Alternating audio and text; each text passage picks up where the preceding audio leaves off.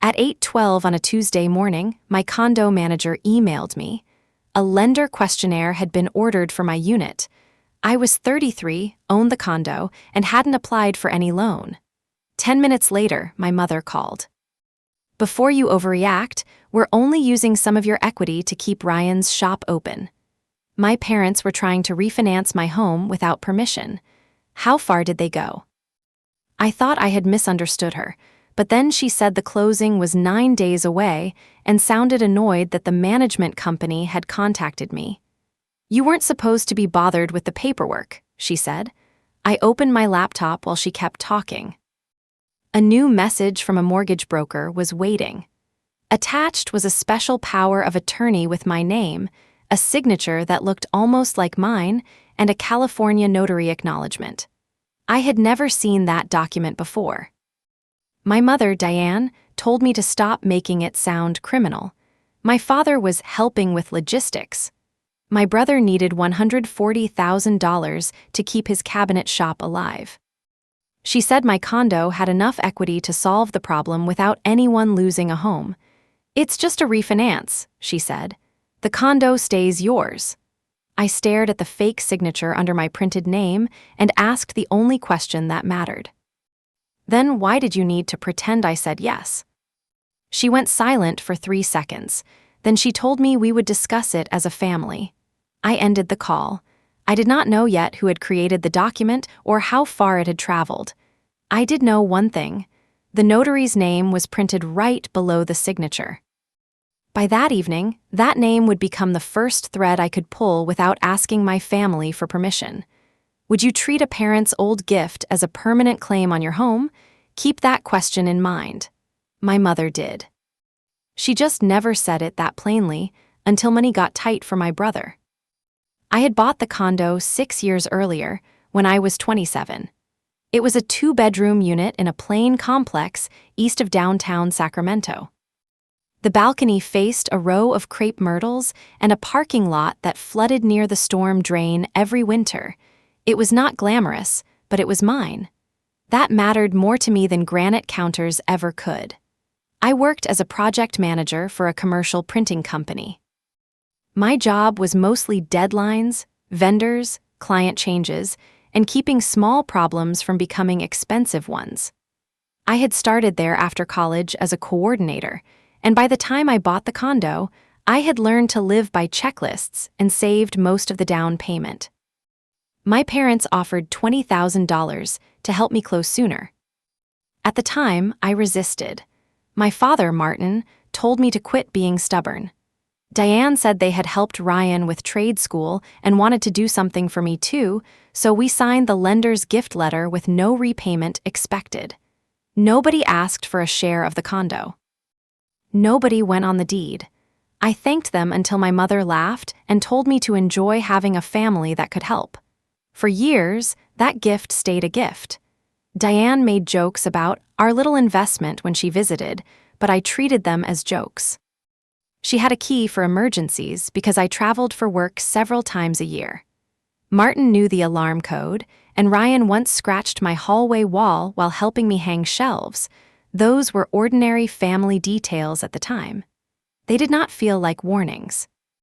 Ryan was 30, 3 years younger than me, and he was good with wood but terrible with cash flow, 2 facts that shaped most of his adult life. His shop made custom cabinets and built-ins for restaurants and small offices. When business was good, he looked fearless. When business was slow, he treated the next contract like it would rescue every bad decision that came before it. I loved my brother. That part is important. He was not the person who forged my name, and he did not own my mother's choices. He had also benefited from them for most of his life. Diane called that support. I called it a pattern only after I was old enough to notice who was expected to recover from consequences and who was expected to prevent them. When Ryan was 24, he missed 2 months of rent on his first workshop. My parents covered it, and when he bought a used panel saw he could not really afford at 27, Martin loaned him the money for that too. The shop survived both times. Every rescue came with a family dinner where Diane praised Ryan for betting on himself. Nobody used that phrase when I worked weekends to rebuild my emergency fund. I never wanted Ryan to fail. I also never wanted to be the emergency fund. Those are different things. My mother treated them as the same. The first direct ask came 8 days before that Tuesday email. Diane invited me to lunch at a cafe near her house. She chose a weekday and said she wanted girl time, which should have warned me. My mother rarely scheduled sentimental lunches because she preferred errands with a purpose, so the legal pad beside her iced tea caught my attention. She started with Ryan's business. A restaurant group had delayed payment on a large installation, while 2 commercial clients had pushed projects into the next quarter. His line of credit was nearly tapped. He had payroll, rent, and vendor bills coming due. Diane explained every detail as if I were reviewing a budget for work. Then she turned the legal pad toward me. At the bottom, she had written one number, $140,000. I looked at the number, then at her. "What is this?" She smiled like the answer was simple. "The amount that gets him breathing room." I asked where she planned to get it. She tapped the page once. "Your condo." I laughed once because I thought she meant sell it. She did not laugh back. Diane had spoken with a mortgage broker who believed I could refinance and take cash out. My current loan balance was low enough that the condo had substantial equity. She had already estimated what a new payment might look like. She had even circled a rate on the legal pad. "You can handle the payment," she said. I pushed the pad back. "I'm not borrowing against my home for Ryan's business." She frowned. "You're acting like we asked you to give him the condo." I said a larger mortgage would still be my debt. Ryan would get the cash, I would get the payment. That was not help I could offer. My mother lowered her voice. "He would pay you back once the receivables clear." I asked whether Ryan had a written repayment plan. She said family should not need one. I asked whether his business books showed he could handle another obligation. She said I was humiliating him by turning a temporary problem into an audit. I had not even seen Ryan that day. Still, within 10 minutes, I had somehow become the person hurting him. That was Diane's strongest skill. She could move the center of a conversation without raising her voice, and 1 minute we were discussing my condo. The next we were discussing my character. If I resisted long enough, she would bring up the down payment gift. She did it that day too. "We helped you when you needed a home," she said. "I thought you understood what family money means." I reminded her that the lender had required a gift letter. "It was a gift because you said it was a gift." Her mouth tightened. "Legally, sure." I hated those 2 words more than I expected. They made our old kindness sound like a loophole she regretted. I paid for my coffee and stood. Diane reached for my wrist, then stopped before touching me. "Please don't make me tell your father you wouldn't even consider it." That line almost worked. I had spent most of my life trying to keep Martin out of the middle. He hated conflict and usually solved it by agreeing with whoever looked most upset. In our family, that was usually Diane. "I considered it," I said. "The answer is no." I left before she could turn the word into a debate. Ryan called that night. He sounded embarrassed, which softened me. He said Mom had told him I knew the business was struggling. I said she had also asked me to refinance my condo. He went quiet. "She was just brainstorming," he said. I told him the brainstorming ended with me. He said he understood. Then he added, "I wouldn't let you get stuck with anything." That sentence bothered me, not because it was cruel, because it was vague. I asked what he thought the plan was. Ryan said he had not seen documents. Diane had told him my parents were arranging a family loan backed by property. He assumed I had agreed to talk about it. I corrected him. I agreed to nothing. He said okay twice, then changed the subject. For the next week, my parents barely contacted me, so I thought the message had landed and changed nothing about my routine. On Sunday, Diane sent a photo of Martin grilling chicken, and I replied with a heart because that tiny normal exchange made me think the conflict had cooled. Then my father showed up at my condo on Monday evening with a box of old tax papers. He said Mom was cleaning closets. The box held copies of my college tuition forms, an old car title, and some documents from the year I bought the condo. I was annoyed but not alarmed. Martin set the box on my dining table and asked if my smoke detector still chirped. He stayed less than 10 minutes. Before he left, he asked whether I had reconsidered helping Ryan. I said no. He sighed. Your mother is scared. I told him fear did not make my mortgage communal. Martin rubbed the back of his neck. Nobody is trying to take anything from you, Aud. I remember that sentence because he used the word take before I did. After he left, I moved the box into my hall closet. I did not open it, which was my first mistake, because I might have noticed which closing papers were missing from the copies. I might also have noticed that one old notarized document had been removed from the packet. I only discovered that later. The Tuesday email arrived the next morning. By then, someone had already sent a mortgage broker a copy of my driver's license from an old family travel file, a property statement, and the special power of attorney. The broker told me those items had come from Diane's email address, and he sounded stunned when I said I had not authorized any of it. His name was Caleb. I kept him in the story because he did something useful without pretending to be a hero. He paused the file. That was all. He did not decide whether a crime had happened. He did not tell me my family's motives. He simply said no closing could move forward while the owner disputed authority. Then he sent me copies of what his office had received. The special power of attorney was 4 pages long. It named Diane as my attorney-in-fact for one specific purpose: arranging and signing documents connected to a refinance of my condo. It did not transfer ownership or make her my co-owner. It claimed only that I had given her authority to act for me in that loan transaction. That was enough to make my stomach turn. My printed name was correct. My address was correct. The unit number was correct, and the signature looked like mine from a distance.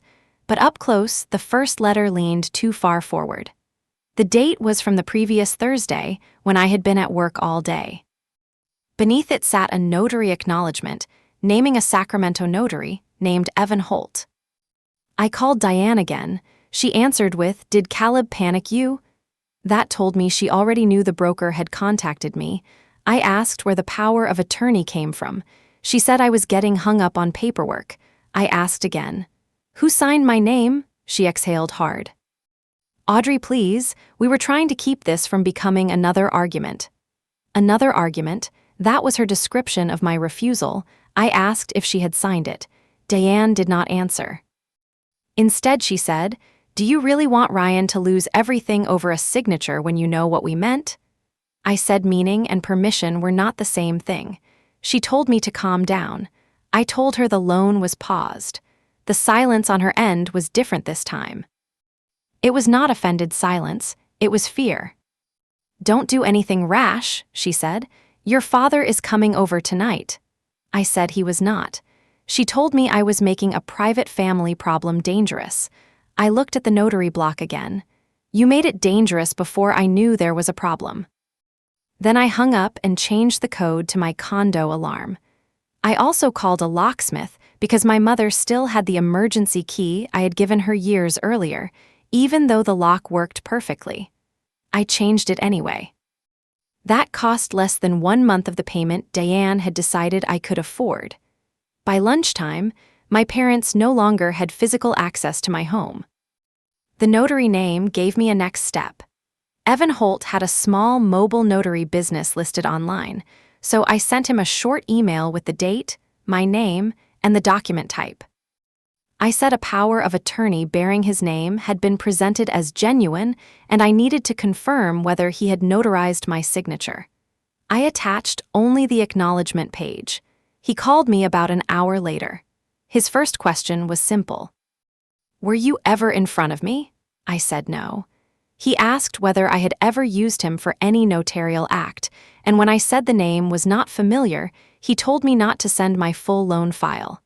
Then he said something that made the room feel steadier. California notaries keep a sequential journal of their official acts.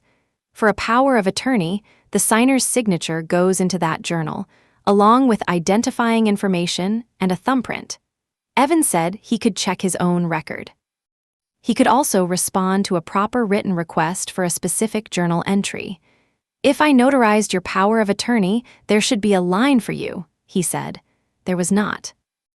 Evan called again before the end of the day. He had checked the date printed on the acknowledgment and the days around it, but he had no journal entry for me and no power of attorney under my name. He had no thumbprint from me. He was careful with his words and did not tell me who made the fake page. He told me only what his own record could establish. That acknowledgment did not come from an act I performed. I sat at my desk after everyone else left and listened to that sentence twice in my head. It was the first clean fact I had received all day.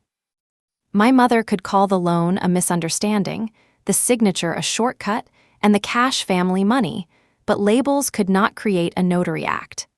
None of those phrases could create a missing notary act. Evan asked me to send a written request with the parties, document type, and month, and said he would answer in writing and preserve what he had. He also said the image of the seal on the page looked like a copy of his seal, but he could not tell from a PDF how it had been made. I appreciated the limit. Everyone else in my family was speaking past what they knew. That evening, Martin called from a number I did not recognize. I almost ignored it. He said his phone was charging and he was using Diane's old cell. "Your mother is beside herself," he said. I asked whether he had seen the power of attorney before that morning. He paused too long. "I saw papers," he said. "What papers?" "Loan papers. With my signature?" Another pause. "Your mom said you were going to agree." I leaned back in my chair. "That is not what I asked." Martin said Diane had handled the details because she was better at paperwork. He had driven her to a copy shop the previous Thursday. He had not watched what she printed. He kept telling me what he had not done. I asked what he had done. Finally, he said he had given Diane the old condo closing box from their garage because she wanted to check my original loan information. That explained the box he had returned to me. It also explained why an old notarized page was missing. My parents had kept copies from the year I bought the condo. Diane had gone through them before the fake power of attorney appeared. I asked Martin whether he understood that the broker had received a document saying I personally appeared before a notary. He said, "Your mother said it was temporary." I laughed because there was no other sound in me. A fake fact does not become temporary because the money is for Ryan. He became defensive then. He said his son employed 7 people. He said families were allowed to panic. He said I had always been the stable one. That last sentence landed hardest. Stability had become my assigned resource. Ryan had a crisis, Diane had fear, Martin had discomfort, and I had the thing everyone believed could absorb them. "I'm stable because I don't put my house behind other people's emergencies," I said. Martin told me I was talking like a banker. I said that was better than talking like my signature belonged to a committee. He ended the call after saying we all needed sleep. I did not sleep much. The next morning, Caleb sent me a formal confirmation that the refinance file was on hold because the owner disputed the power of attorney and had not authorized the transaction. He also asked me to confirm in writing that I had not applied for the loan. I did. I kept the statement narrow. I had not applied. I had not signed the power of attorney. I had not authorized Diane to act for me. I did not accuse anyone in that message. I did not need to. Then I made my second mistake. Instead of immediately cutting off every discussion, I tried to understand how much Ryan knew. Part of me still wanted a version where my brother was simply desperate and my parents had gone too far without him. That version would hurt, but it would leave one relationship intact. I drove to Ryan's shop after work. It occupied the back half of a low industrial building near a tire warehouse. Half-built cabinets stood under fluorescent lights. Ryan was sanding a drawer front when I walked in. He shut off the sander and looked at my face. Mom said you froze the money, not the loan. The money, I asked him what he thought I had agreed to. He wiped his hands on his jeans. She said you were willing to use the condo as backup. I asked when she told him that, about a week ago. That was after my cafe refusal. I felt something inside me go very still. Ryan kept talking. Diane had told him the family could raise the cash without selling anything. She said I had concerns about the monthly payment, but Martin would help if needed. Ryan believed we were arguing over terms. He did not know the loan was being pushed with a power of attorney until that morning. At least, that was what he said. "Did you ever ask me?" I said. He looked at the floor. "I thought Mom had. That is not an answer." No, he had not asked me. I showed him the acknowledgment page on my phone. He read it twice. "Is that your signature?" I said no. His jaw shifted. Mom wouldn't fake a notary. I told him the notary had no record of me. Ryan stared at the screen again. Then he said the sentence that made me angrier than a denial would have. "Can't we just fix the paperwork and do it the right way?" I put my phone back in my bag. There is no right way to make me take out a loan I already refused. He snapped that he was not asking me to give him anything. He would repay it. I asked from what money. He pointed toward the unfinished cabinets. "From work." I asked how many jobs were already late. He said that was not my business. I told him my mortgage had become his business, only because our mother made it so. Ryan's face went red. "You always do this." "Do what?" "Act like being careful makes you better than everyone." I almost left. Then I saw the fear under the anger. His shop was not an abstract dream. It was his identity. 7 employees depended on it. He had spent 6 years building it. I understood why he wanted a rescue. I just did not understand why my refusal was being treated like sabotage. I asked what $140,000 would actually solve. Ryan finally answered. It would catch up 2 major vendors, cover payroll, and give him time to collect overdue invoices. He believed the business could recover. Maybe he was right. I told him I hoped it did. Then I said I would not secure that hope with my home. He looked toward the office. "Mom said you'd come around." That was before or after I said no? He did not answer. I left the shop feeling worse, but clearer. Ryan had not created the fake authority. He had accepted a story that made my consent convenient. When the truth threatened the rescue, his first instinct was not to ask whether I was safe. It was to ask whether we could replace the fake document with a real one. That mattered. The family group text started before I got home. Diane wrote that I had walked into Ryan's workplace and threatened his livelihood.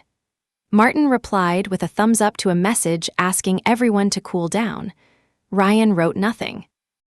I parked in my garage, read the thread, and decided not to defend myself inside a version of events my mother controlled. Instead, I called Caleb. I asked what would happen next.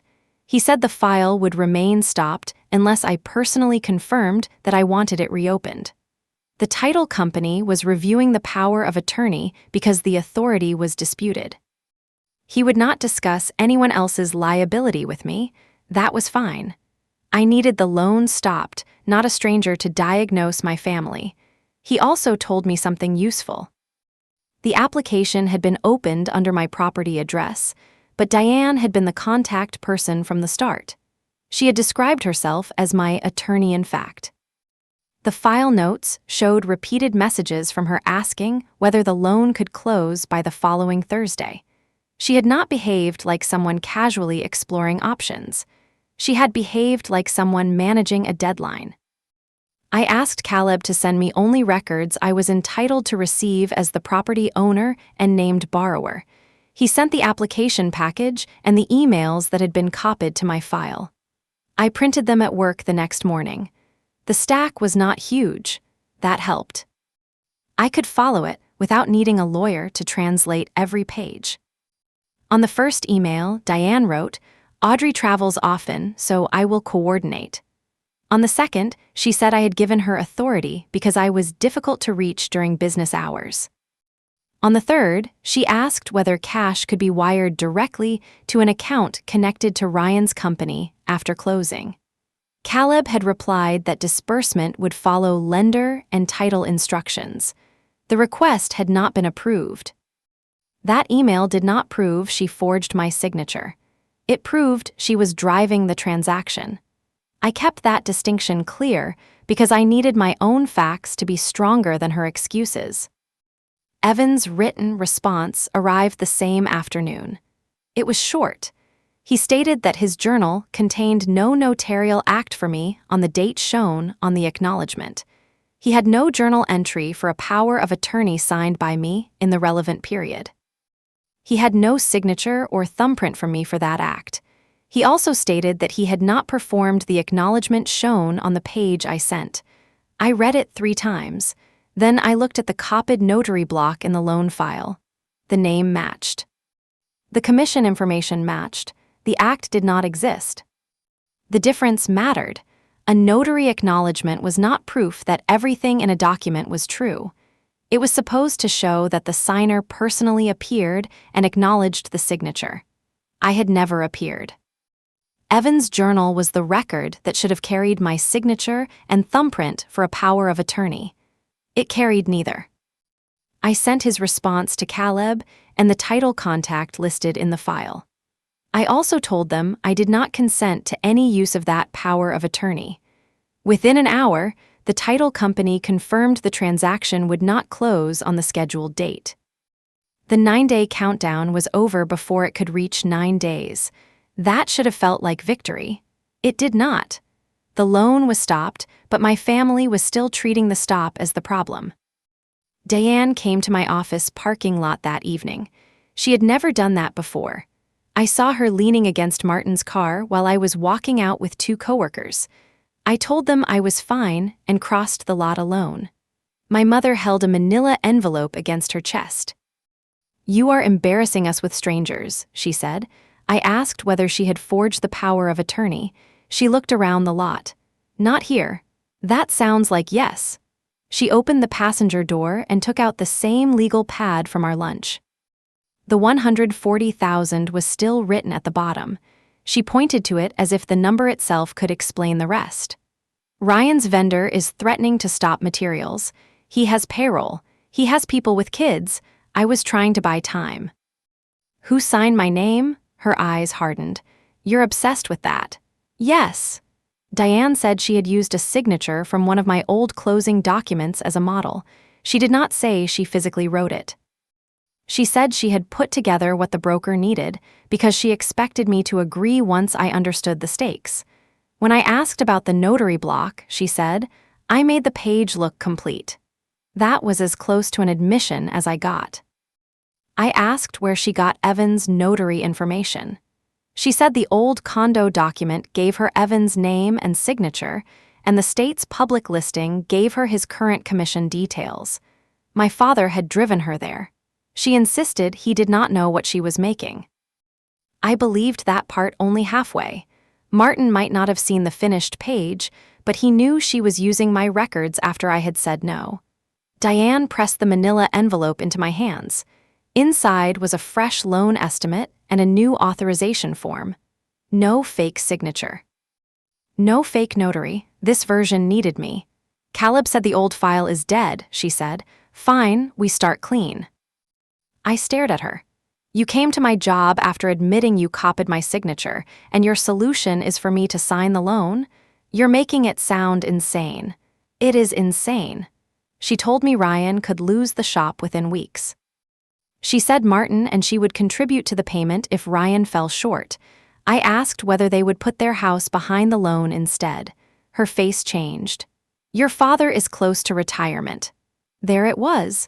Their home was security. Mine was available equity. I handed the envelope back.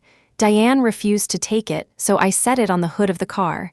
"Do not come to my work again." She said I was punishing them. I told her the loan was not happening.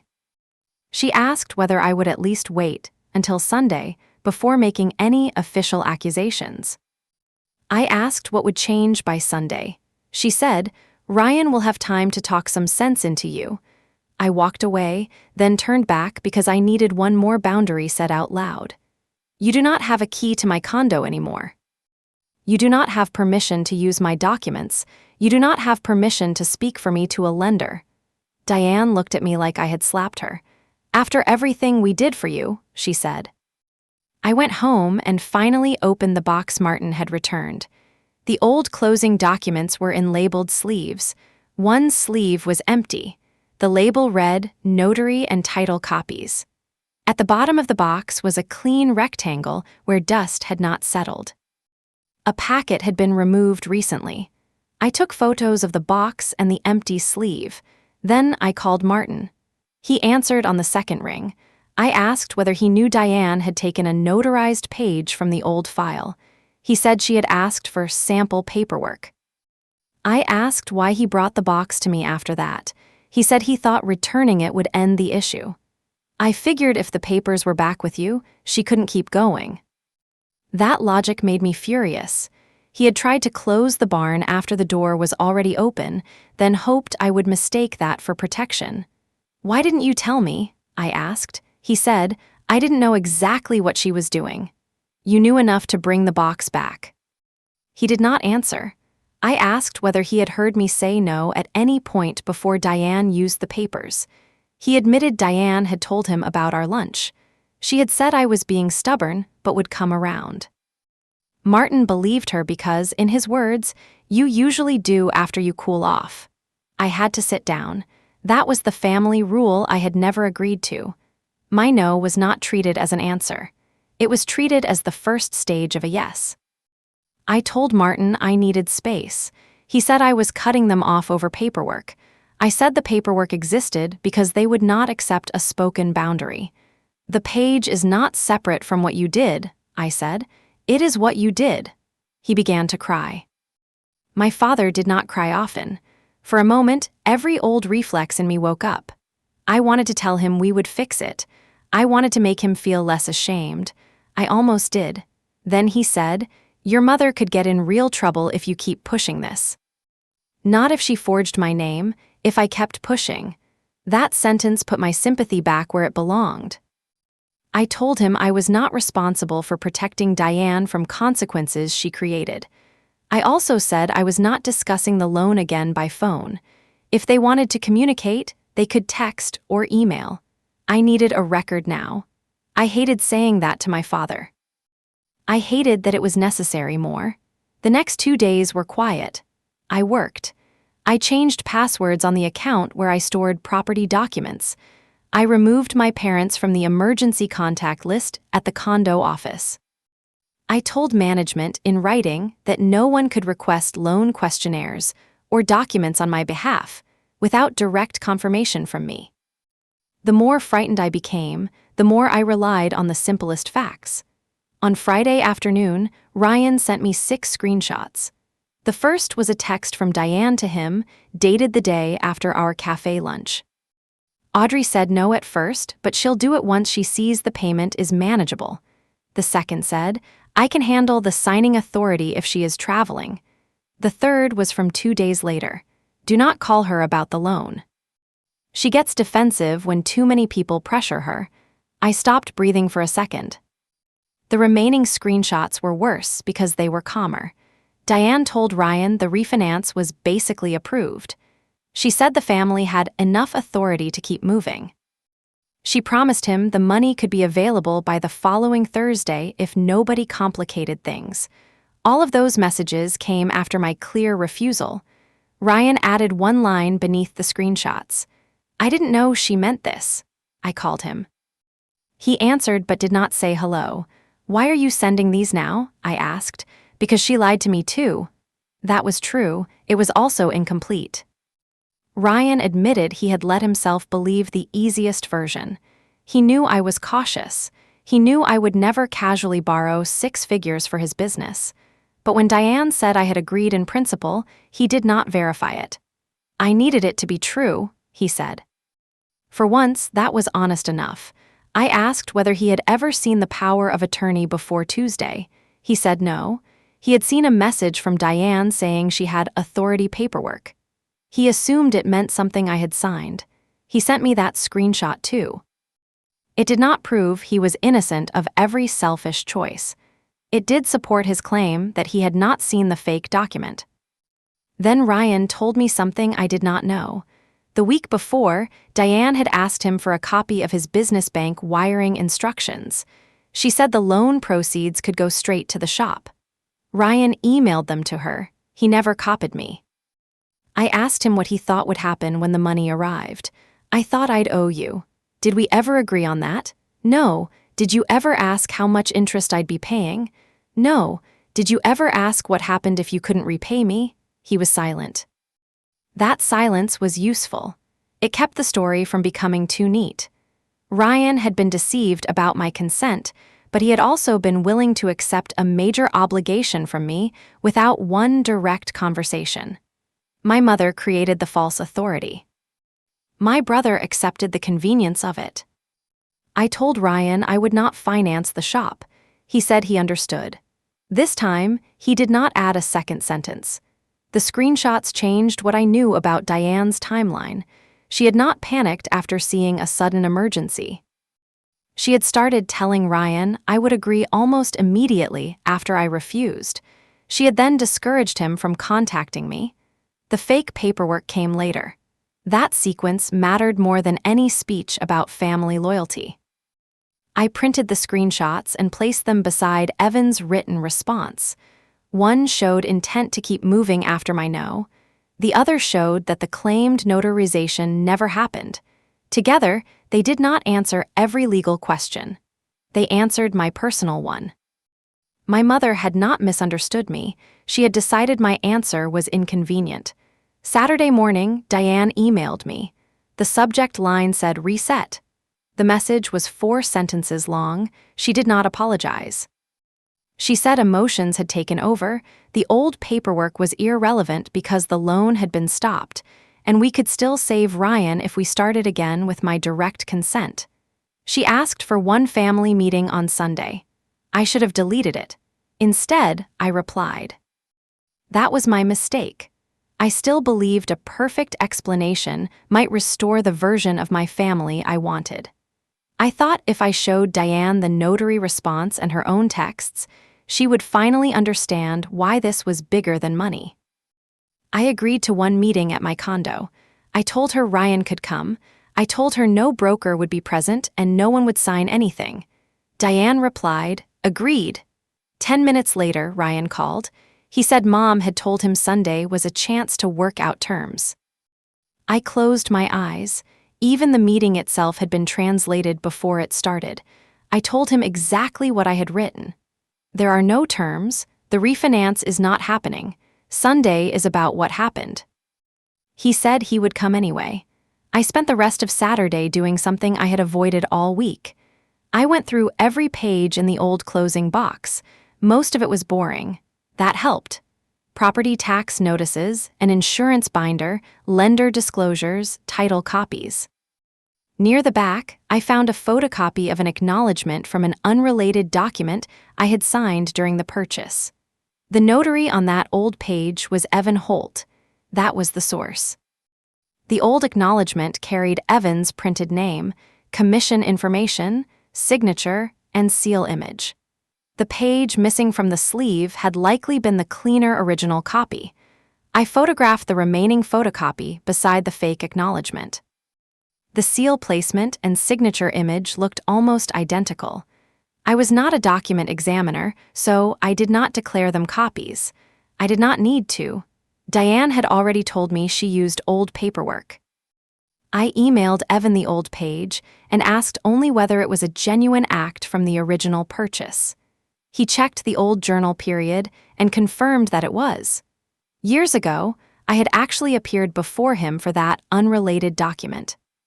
That was why his name existed in our family files. The newer power of attorney was different. There was no matching act. The truth was almost painfully ordinary. My mother had not found a corrupt notary. She had found an old notarized page in a box. I kept one paper copy at work and scanned another set to cloud storage. It felt excessive until I remembered that my parents had once had a key to my home and access to the old papers. Then I cleaned my condo. That sounds ridiculous, but it was how I handled fear. I wiped counters. I vacuumed the rug. I put mugs in the dishwasher and folded a throw blanket that nobody cared about. By midnight, my living room looked calm enough to belong to someone else. Around 1 a.m, Ryan texted me. "Shop is still in bad shape. I'm not asking you for the loan, just don't think Mom invented the crisis." I believed him. I wrote back, "I don't." That distinction mattered too. My boundary did not require his business to be fake. The emergency could be real. My consent still mattered. Sunday afternoon came hot and bright. I opened the blinds before they arrived. I wanted daylight. I also moved the dining table so nobody could sit between me and the front door. Project management habits are strange. Give me an emotional disaster and I will still think about exits. Ryan arrived first. He carried a paper grocery bag with pastries. "Peace offering," he said. I told him food did not buy peace, but I took the bag. He almost smiled. Then he saw the copies on the table. Martin arrived next. He looked older than he had 6 days earlier. Diane came in behind him carrying a black portfolio. I noticed the portfolio immediately. "No signing," I said. Diane put it on the table. "You said that already. What's in it?" "A proposal." Ryan muttered something under his breath. My mother sat in the chair across from me and folded her hands. Martin sat beside her. Ryan stayed near the kitchen counter. For a moment, nobody spoke. The condo was quiet enough that I could hear the ice maker click. Diane broke the silence. "I want us to stop using words like fraud." I looked at the black portfolio. She followed my eyes. "This is clean paperwork. No power of attorney, no confusion. If you sign, the broker can start from zero." That was the moment I understood Sunday was not an apology meeting. It was the closing argument for my obedience. I did not open the portfolio. "Start with the old paperwork." Diane's face tightened. "We have been over that." "No, you have talked around it." Martin shifted in his chair. Ryan stayed by the counter.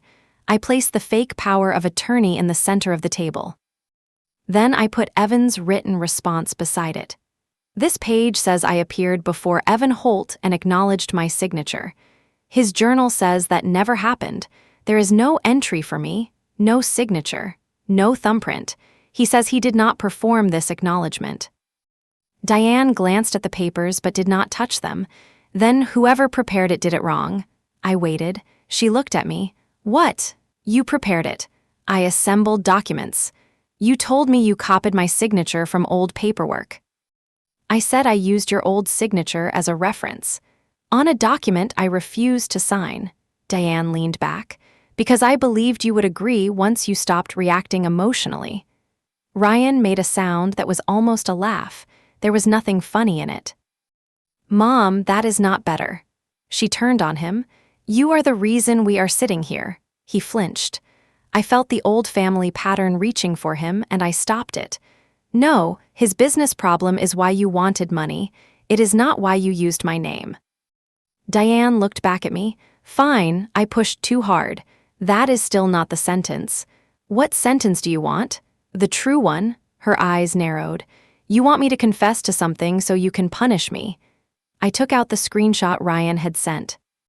"The day after I told you no, you told him I would come around. Then you told him not to call me. Days later, you told him you had authority paperwork. This was not one bad moment at a copy shop." Martin rubbed both hands over his face. "Diane." She snapped, "Do not start." He dropped his hands. I had seen my mother win arguments that way for years. She did not need to shout for long because one hard phrase usually returned the room to her. This time it did not. I slid the old genuine acknowledgement onto the table. "This is where Evan's information came from. You took the old page. You used a real notary's name to make a new document look real." Diane stared at the 2 pages. Ryan stepped closer. "Did you actually scan this?" She said nothing. "Mom, I was trying to keep your business alive. That is not what I asked." Her face changed. For the first time all week, she looked cornered rather than offended. "Yes," she said, "I scanned the old page." Martin closed his eyes. Ryan whispered, "Jesus." Diane pointed at me, and she still could have fixed this without turning it into a federal case. "It is not a federal case," I said. "It is my condo. You know what I mean?" "I do. You mean I was supposed to protect you from the meaning of your own actions." She slapped one palm against the table. The papers jumped. "I mean your brother is about to lose 6 years of work while you sit on hundreds of thousands in equity." There it was. Not fear, not confusion, entitlement. I kept my voice level. Equity is not cash sitting in a drawer. You could access it. By putting a larger debt on my home, you can afford the payment. You decided that too. Martin finally spoke. "We would help." I turned to him. "Would you sign a loan against your house?" He looked down. Diane answered for him. "Our situation is different." "How?" "Your father is nearing retirement. And I am 33, so my future is cheaper?" "That is not what I said." "It is what the plan requires." Ryan pulled out a chair and sat. He looked exhausted. "I told her yesterday I'm not asking you to do it." Diane rounded on him. "You do not get to become noble now. You took every bit of help we gave you." "I know." "Your employees are waiting on you." "I know. You will lose the lease. Maybe. You could lose the whole shop." Ryan swallowed. "Maybe." The word hung there. Diane looked almost betrayed by his willingness to say it. I realized then that she needed more than money because she needed the family story to stay intact, with Ryan cast as the son worth saving. I was the daughter capable of saving him. Martin was the father who kept the peace. Diane was the mother who made everyone do what love required. If any one of us stepped out of that role, she had to see the pressure she had been calling care. She opened the black portfolio. Inside was a clean refinance proposal, a repayment agreement Ryan had apparently signed, and a one-page authorization for a lender to begin a new application. My name was blank. Diane pushed the authorization toward me. "No tricks, read every word." I did. It was exactly what she said this time. An authorization to begin discussing a refinance. Nothing hidden, no fake signature, no copied notary block. That made the moment harder, not easier. The shop crisis was real. Ryan looked scared. Martin looked ashamed. My mother had finally put a legitimate piece of paper in front of me. If I signed it, she could tell herself the earlier fraud had only accelerated an outcome I eventually accepted. I held the pen she had placed beside the page. Diane saw that and softened her voice. "Audrey, please, we can repair the rest later." For 1 second, I wanted to, not because the loan made sense, because I wanted my family back. I imagined signing, then spending years checking whether Ryan had paid. I imagined every late payment reopening this week. I imagined Diane telling herself she had been right about me coming around. Most of all, I imagined looking at my own front door and knowing the debt behind it existed because my no had been treated as temporary. I put the pen down. "No," Diane's mouth opened. I continued before she could speak. "Not because I want Ryan to fail, not because I think I'm better with money, not because I don't love any of you. I am not refinancing my condo." She stared at me. Then she said the sentence I think she had believed from the beginning. "That condo exists because this family helped you buy it." The room went very quiet. I nodded once. "You gave me $20,000. We gave you a start. You signed a gift letter." "Oh, here we go with paperwork again." "Yes, paperwork again, because when your memory changes, the paper doesn't." She laughed sharply. "So that is all we are to you? A signed gift letter?" "No, that is what the money was." Her eyes filled. "We sacrificed for you. I know, and now your brother needs a sacrifice. I am allowed to choose mine. You already benefited from ours. A gift does not buy future control." Diane shook her head. "Family is not a courtroom." "I agree. That is why I should not need evidence to make my mother believe the word no." She looked away. I pulled the fake power of attorney closer. My hands were steady now. "You didn't ask to borrow my equity. You tried to turn my no into a signature." Nobody moved. That was the truth I had been trying to reach all week. It did not sound clever in the room. It sounded sad. Martin whispered, "Odd." I looked at him. "You knew I said no. You gave her the box.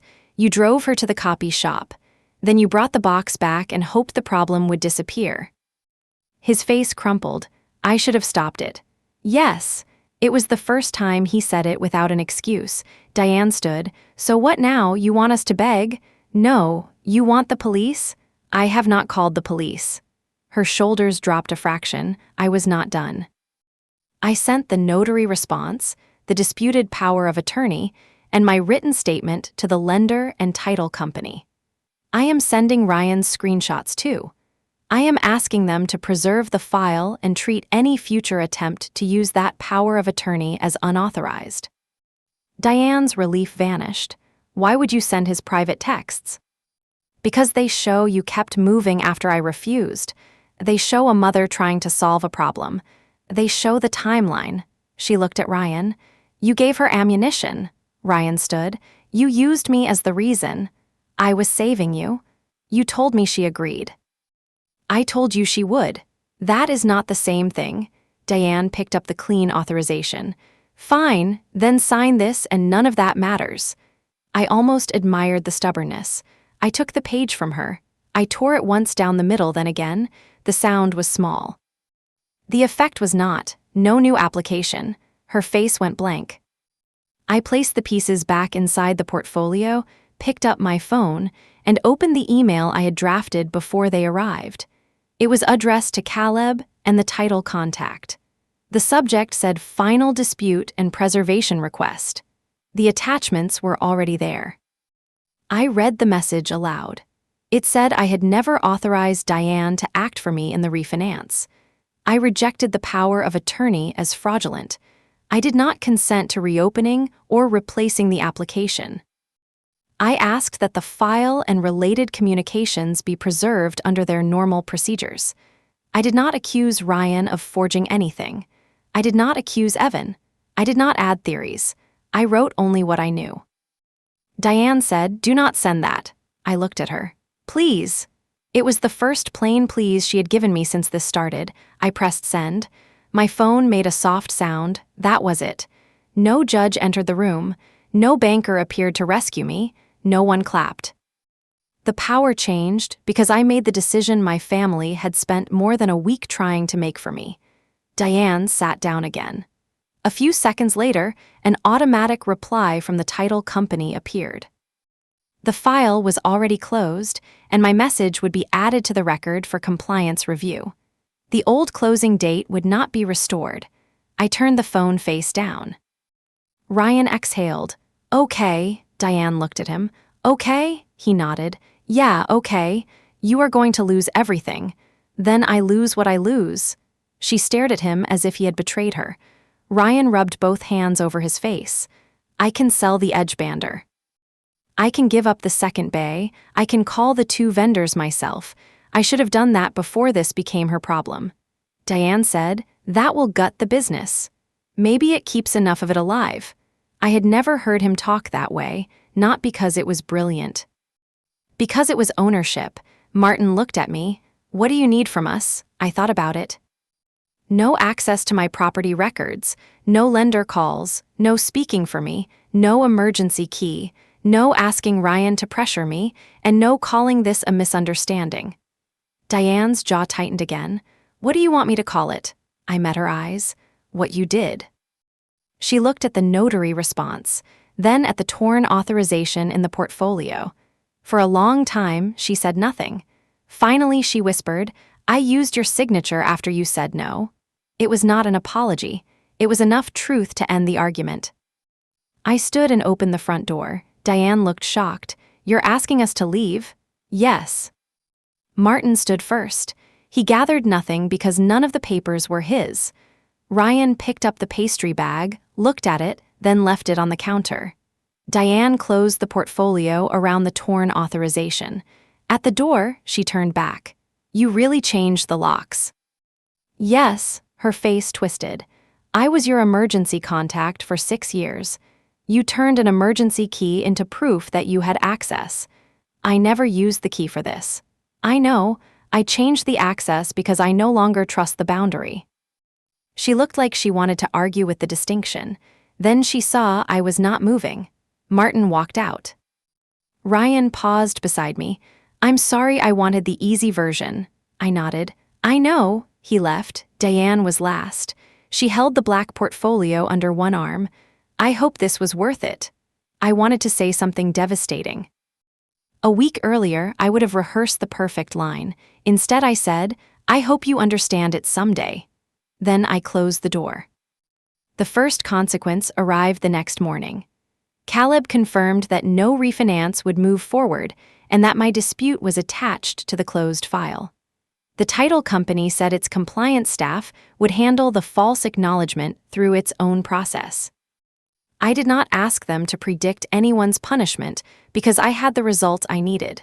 No loan had funded, and no new debt had touched my condo. Ryan called 2 weeks later. He had sold one large machine, given up the second bay of his shop, and negotiated payment plans with both vendors. He also cut his own pay. The business survived, smaller and bruised. He never asked me for money again.